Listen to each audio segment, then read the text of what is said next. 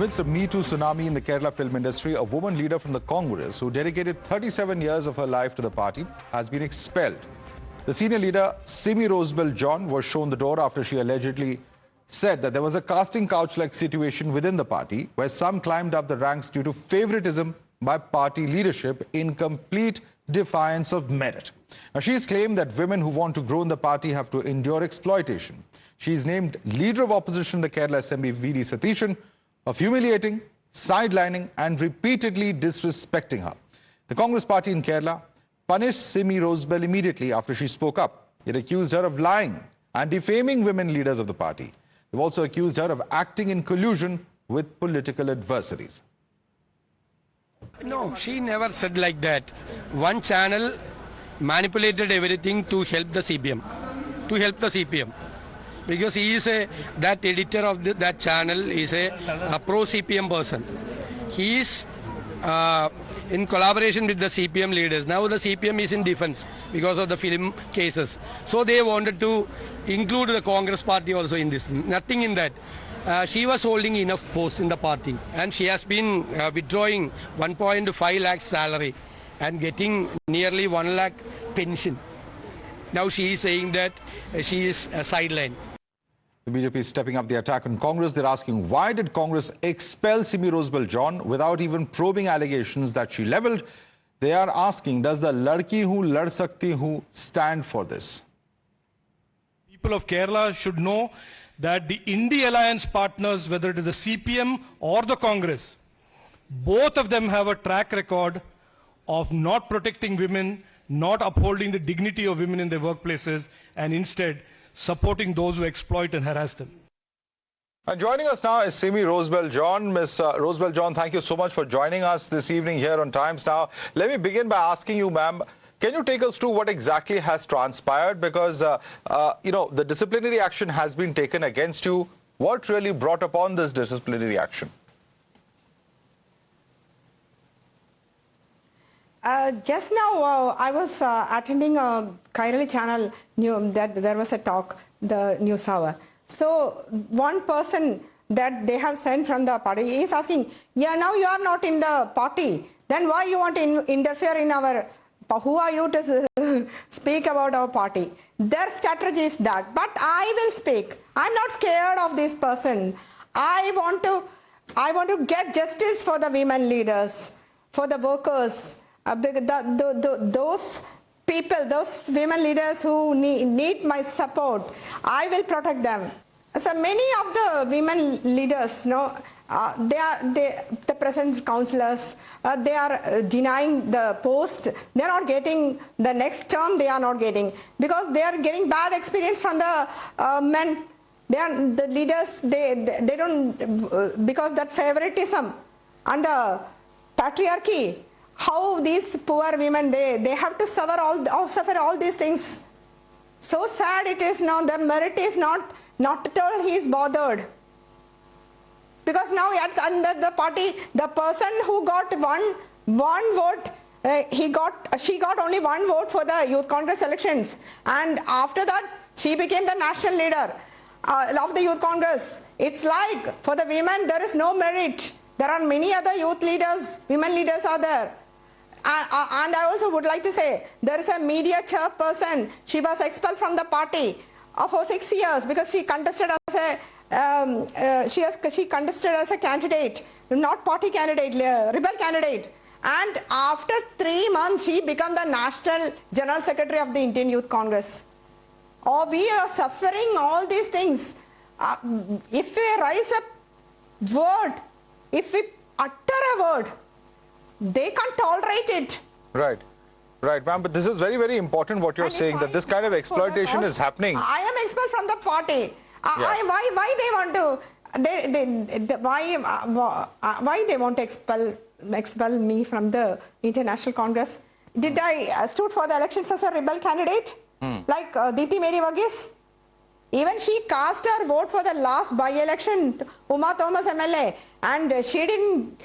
She spoke to the LDF convener, and we all were wonder. We all were watching in the TV that she herself took a photograph from the voting machine and she sent it to the LDF, means opposition, and told them that I have voted, I have cast my vote to the LDF candidate, the opposition, and even she didn't work for the UDF candidate, Indian National Congress, and even Uma Thomas gave a complaint. Right. You can ask Uma Thomas MLA, and they challenged the Dallal Nandakumar, and she is in the party. No, nothing. They are protecting her like anything. These 2 eyes I had seen. Everybody was wondering. So they are protecting some women leaders. What is the reason for that, ma'am? Like Simi Rosebell John, I am a widow, and they are telling, you got PSC, you got PSC. Because of my hard work, 38 years of hard work, I got a public service member. My 2 colleagues were in the PCC office, they were in the PCC office bearer, they are also getting pension. But the opposition leader is, and the MP is not bothered about that people.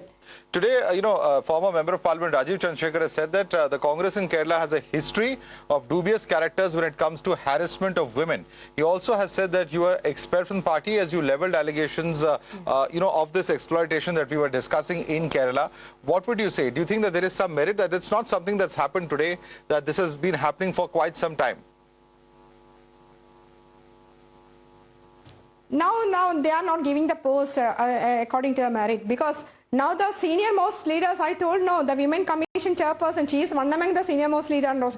Now she left the party. They don't want her senior leaders. Padmaja Venugopal, the former Chief Minister K. Karnagaran's daughter, all they don't want.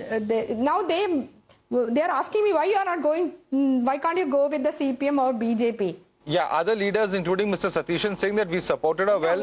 She even held positions within the All India Congress Committee. How do you react to what they are saying in response to your charges? No. So, yeah, they are supporting the rebel people. They were thrown out from the party and expelled from the party. Within 3 months, they are giving the All India Secretary, General Secretary post, and they are supporting them. And I asked Mr. Sadishan, why you are asking me to sit at home? The Padmaja Venugopal also asked me, this is not from your home. This is not from your house. We are getting our party post. Why you are troubling us? Why you are doing cruelty to the women? She asked and she left. I'm not going to leave this party. Let them kill me. That's a very dramatic statement, certainly, that you're making. But, the KPCC statement, Ms. Rosebell, says that women leaders of the State Congress Political Affairs Committee, PCC's female office bearers and the Mahila Congress chief have requested party leadership to act against you. Do you believe that this is true? No, you just check your correspondent. You say that how many women leaders has worked from the grassroots level? NSUI, NSUI, Youth Congress, like other frontal organization. At least, can you send a person? At least they worked at least 20 years. They are all crying and sitting at home. They are doing their work. When they function, when they attend a function, they are in the audience. They don't have any role there. So sad it is.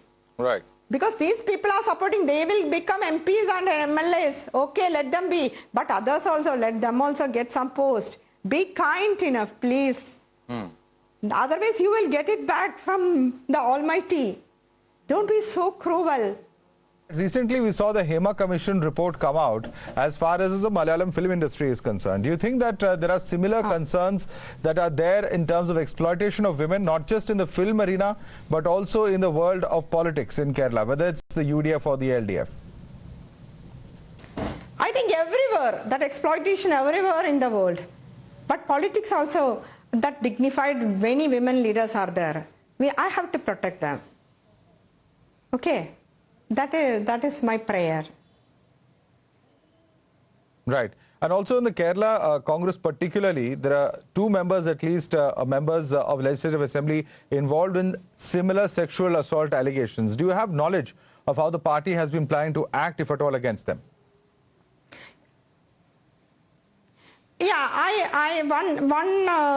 Mr. Can I say one MLA is from Trivandrum and one is from Ernakulam district. The first one I have visited him in the prison also. I asked him also that all the media told that was a young lady, but I went and I approached the victim. So she is an old lady. I think that is a false. I doubt. I'm not sure about it because a grandmother lady she is. But I don't think that my colleague because I worked with him 12 years as general secretary. I doubt that is a false case. But the court, we can wait for the results. And the second thing, Perumbavoor one MLA is there, and that is that lady has given 15 cases. This is the 15th case to this MLA, and 4 cases are honey trap cases. So some like this type of women are also there. No, they want money. They want to exploit men. I agree with you. Some ladies are like that, but not all are not. Some are good, some are bad. That everywhere you can see. Right. Ma'am, in your case, do you believe the party leadership gave you a fair hearing? Did you speak to the party's leaders before all this disciplinary action was taken? Was a due process followed? Yeah, already spoke to the party. Now they don't want me to open my mouth. I think. I don't know what they are going to do. Okay. All right. And ma'am, what are your future political plans? Do you have plans to join any other party or any other organization? No. I'm not a person going for the cabinet ranks or I don't want to get a official post and all. That God will give me. After my 28 years only, I got a PSC post, one post, and they are so worried about that post. And I don't know about my future, but I do good. I do good to others, and I work hard. So I will get the result. Right. And if, ma'am, your party's senior leadership is watching this broadcast on television, what would you like to say to them? What would you like to say to the women leaders of your party? No. Yesterday, Ramesh Chinitala, he supported me. Sir, one minute. Yesterday, I think Mr. Ramesh Chinitala, the former opposition leader, he supported me. He told that she should get justice and all. Even I think only one leader, he is supporting me. What about your national leadership? Have you appealed to them? No, I am watching the game. I am watching the game. All right. Thank you so much for taking the time. God is also watching the game. Thank you so much for taking the time out, Simi Rosebell John, and speaking to us here on Times Now. Thank you. We're now joined by a noted singer, Alisha Chinoy, who's joining us. Alisha Chinoy, thank you so much for joining us on Times Now, ma'am. The HEMA Committee report in Kerala has brought out cases of rampant sexual abuse in the Malayalam film industry and has also shed light on how those holding powerful positions in the industry continuously harass female actors and technicians. What are your thoughts on this report's findings? You know, I have very fleetingly read about it, so I don't think it would be fair to, pass an opinion on it. But all I can say is that this is an age-old crime, and it's things have never changed right from the beginning. And I think the law really, really needs to be a lot more harsher, a lot more stricter. It needs to be well modeled along the Sharia lines. And it should be like the wrath of God, instant. So that instills a kind of fear, and people would, especially the predators who are all around, they're lurking all around, in and around. So they would definitely be a bit fearful of committing a crime. Right. I'm asking this because the Me Too movement created a significant stir in the industry in 2018 from Hollywood to Bollywood. And at the time, you were also very vocal about how some individuals attempted to misuse their power. Do you believe that any real change has occurred since then? I put that case against the person, I think 30 years ago. Me Too came only in 2018. And no, nothing has changed, as you can see. I mean, in fact, it's gotten worse because now with social media and people being so happy to use all kinds of apps, it's right there, on your phone, and it becomes very accessible, very easy, and it just, I don't know, it's gone crazy. It's really gone crazy, and nothing has changed, and I doubt it's going to change. And what, in your view, is the primary reason that many people in the industry find it difficult to speak out against it? Is it due to a lack of knowledge, a deliberate choice to remain ignorant? What is it, according to you? Well, sometimes, when it happens at a workplace, then you're only trying to appease the person or, people at the workplace. But of course, you try to deal with it. And when it gets too much, then I think everyone speaks up. I think they do. Sometimes they don't. I don't know. It really depends on how their mental conditioning is. So, but I think I was bold enough to talk about it, but a lot of girls don't, and that's really sad because they're too scared. I think that they'll lose their jobs, or they have some sort of fears. And do you think that such findings and movements often tend to fade over a period of time? And moreover, what can we do to help these issues be at the forefront until a concrete solution is achieved? As I said, I think, the judicial system has to really, really, get a little updated. It's pretty obsolete. And by the time, anything gets done, it's way too late. I mean, the predators just get away with murder. And that is really, really sad. And I think that, justice delayed is justice denied. So one must act immediately, and the law has to change for that, especially for crimes against women.